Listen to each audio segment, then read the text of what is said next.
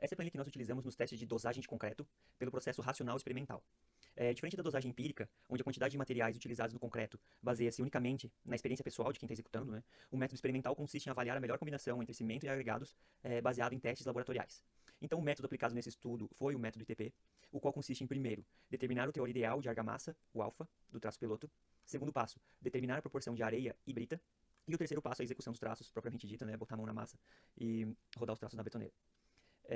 Mas antes de começar os testes, nós criamos essa tabela para saber a quantidade de material que será utilizado em cada traço e assim já deixar as quantidades separadas e pesadas. Nós determinamos que o traço piloto ele é de 1 para 5, ou seja, uma parte de cimento para 5 de agregados. Nós temos aqui uma relação, né? Agregado seria basicamente areia e pedra, ou areia e brita, como preferir. Só que apenas isso não é suficiente para determinar a quantidade de cada material.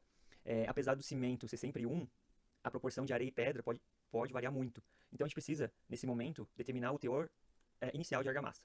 Aqui embaixo nós colocamos algumas observações na nossa planilha. O alfa seria então a proporção de argamassa em relação ao concreto, ou seja, quanto de argamassa eu vou ter na minha mistura de concreto, que no caso, inicialmente nós adotamos 42%. O alfa empregado no mercado, ele varia entre 50% e 55%, isso a gente está falando de concretos usinados, né? E um alfa baixo ali é considerado entre 40% e 45%. Nós destacamos aqui também a fórmula de como se calcula os agregados, né? Então nós definimos o alfa e a partir disso eu consigo o valor da areia e a partir do valor da areia eu consigo o valor da pedra. Temos também a fórmula para o cálculo da água, porém a água ela se mantém um constante entre 8% e 12%. Nós inicialmente adotamos, né, conforme a orientação, a usar 10%, porque justamente a quantidade de água ela depende da consistência exigida do concreto no projeto, né? Então a gente vai verificar a quantidade de água basicamente no teste de abatimento. Só mais uma observação que nós incluímos que definir o alfa ideal ele vai ser, né, observando a coesão do concreto entre os vazios e os vazios aparentes da massa. O teor de argamassa baixo, né, quando a gente tem pouca argamassa, as pedras elas ficam aparentes, ele fica com uma consistência de concreto áspero, com excessos de vazios, você vê as pedras ficam nítidas, né, sobre a massa. E aqui a gente diz que a colher de pedreiro ela precisa deslizar facilmente pela mistura. Então, voltando aqui para a nossa tabela, nosso teor de argamassa inicial foi definido então, em 42%, o nosso traço é 1 para 5. Aplicando as fórmulas mencionadas, nós temos que, para cada uma parte de cimento, nós teremos 1,52 partes de areia, 3,48 partes de pedra. E a água se mantém constante aqui em 0,6. Com essa mistura, se a gente for fazer se a gente for fazer o cálculo para 1 kg de cimento, considerando as densidades, né, nós já deixamos aqui todos os valores listados, né? Então nós temos para 1 kg de cimento e esse traço aqui de agregados, nós conseguiríamos no final produzir um concreto com 2,82 litros. Porém, nós queremos rodar um concreto com pelo menos 15 litros, né, seguindo a orientação. Então, nós conseguimos a partir disso, definindo o traço, a quantidade final em litros, eu consigo definir a minha quantidade em quilos aqui agora, né, de cimento, areia e pedra. Nós estimamos também uma quantidade inicial de água e vai ser no final anotado exatamente o que foi usado. Nesse processo, a gente já começa com o nível máximo aqui de pedra, né, com a quantidade máxima de pedra, para justamente só adicionando um pouco mais de cimento, um pouco mais de areia e variando o teor de argamassa. Então, como eu já tenho o meu limite aqui de pedra, se eu quiser aumentar a minha argamassa, eu adiciono um pouco mais de areia e cimento. Claro, para cada teor de argamassa que a gente calculou, uma quantidade específica de cimento e areia. E aqui a gente vai avaliar o aspecto da mistura. Se ela foi pouco, se ela é de contém pouca argamassa, se ela tem alguma desagregação, que ela já tem um pouco mais de argamassa, mas ainda não está suficiente, ou se ele está bem proporcionado. Então, começamos a rodar o cimento com esse traço aqui, verificamos que, de fato, havia pouca argamassa, então nós decidimos passar de 42 para 46. Então, nós adicionamos essa quantidade aqui de cimento, mais essa quantidade de areia, e obtivemos, então, aqui nós já estávamos trabalhando com um teor de argamassa de 46%. Nesse caso, a gente observou que ele já estava bem proporcionado. Não seria necessário continuar adicionando argamassa, até porque, quanto maior o teor de argamassa, maior a quantidade de cimento, que é o material mais caro, né? Então, você acaba ficando com um concreto um pouco mais caro, que não é o objetivo também.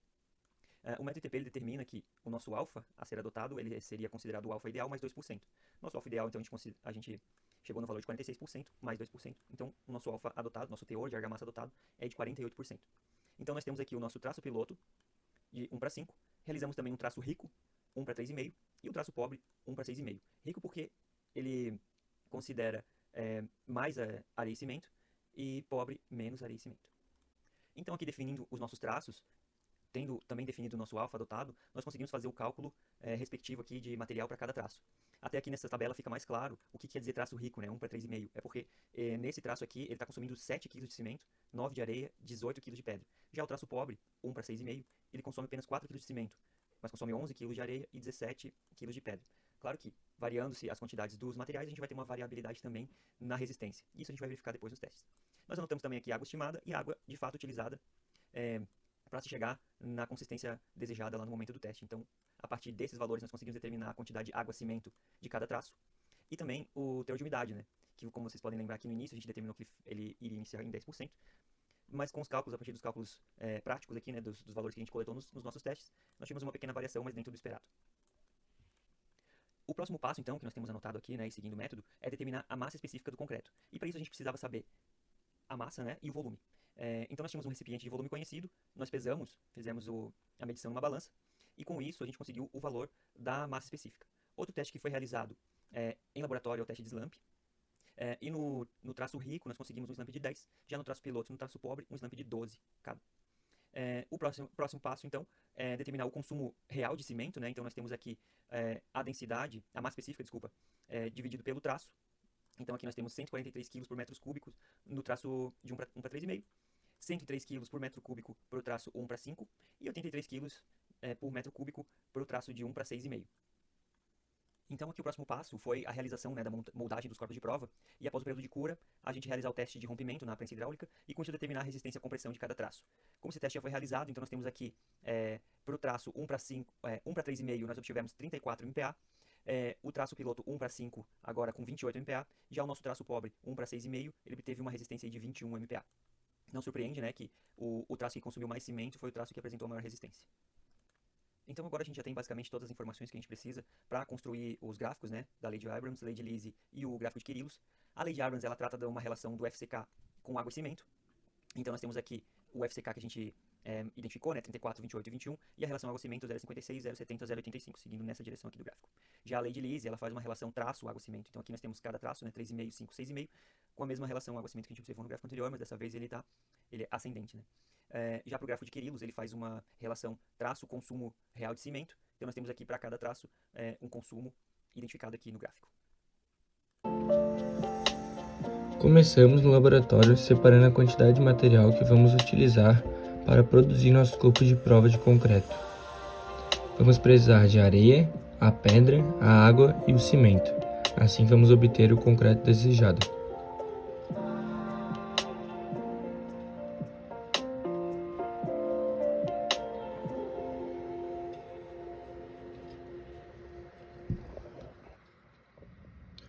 Botamos na betoneira primeiro a pedra, logo após o cimento Portland, depois a areia e finalizamos com a água até chegar na consistência que queremos.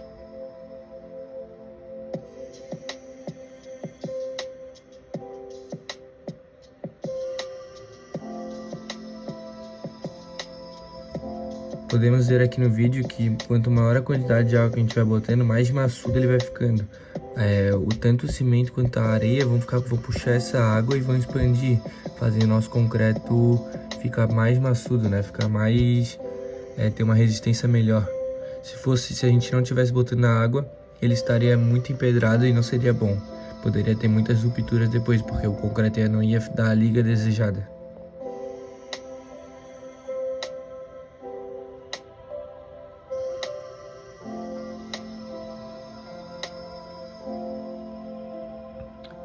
Então, com o concreto pronto já na betoneira, já com a consistência que a gente quer, o ornamento vai retirar o concreto da betoneira e vai botar no molde do slump. Ele vai dar leves batidas também para poder o concreto ir para baixo, né, e ficar sem ar entre ele, para a gente conseguir ter o slump correto. Então, ele vai retirar o molde e vamos bater o slump para ver quantos centímetros está. Repara que ele tira o molde, pega o slump e vê quantos centímetros vai ter da barrinha central do molde, de cima do molde, até a parte do meio do nosso concreto. Botamos o concreto então no corpo de prova, deixamos por um dia para secar, retiramos e deixamos na água por 16 dias para então levar até a máquina e fazer o teste.